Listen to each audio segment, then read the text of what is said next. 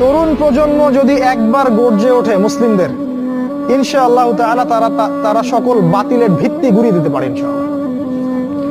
তরুণ প্রজন্মের মধ্যেই ছিল খালিদ বিন ওয়ালিদ, তারেক বিন জিয়াদ, এই মানুষগুলা, ওমর ইবনুল খাত্তাব, আলী ইবনে আবি তালেব, যায়েদ ইবনে হারসা, আসাদুল্লাহ, সাদ ইবনে আবি ওয়াক্কাস। এই যে সাহাবায়ে কেরামদের নাম আপনারা জানেন, তরুণ সাহাবী ছিলেন যখন তার ইসলামের পক্ষে দাঁড়িয়েছিলেন। একাই ওমর, সে সারা মক্কাকে পরিবর্তন করে ফেললো। এক হামজার সামনেই 20-30টা মানুষ দাঁড়াতে সাহস পাইত না। একজন তারেক বিন জিয়াদ, তিনি স্পেন জয় করে ফেললেন মাত্র অল্প কিছু সৈন্য নিয়ে। মোহাম্মদ বিন কাসিম আমাদের এই ভারতীয় উপমহাদেশ জয় করলেন, এখন আপনি মুসলিম হয়ে এখানে বসে আছেন। এই তরুণ প্রজন্মই পারে এই বাতিলের শিকড় উপড়ে ফেলতে। এই জন্য মাসিহুদ দাজ্জাল এবং তার অনুসারীরা খুব ভালো করেই জানে যে মুসলিম তরুণ প্রজন্মকে যদি আমরা আটকাতে না পারি,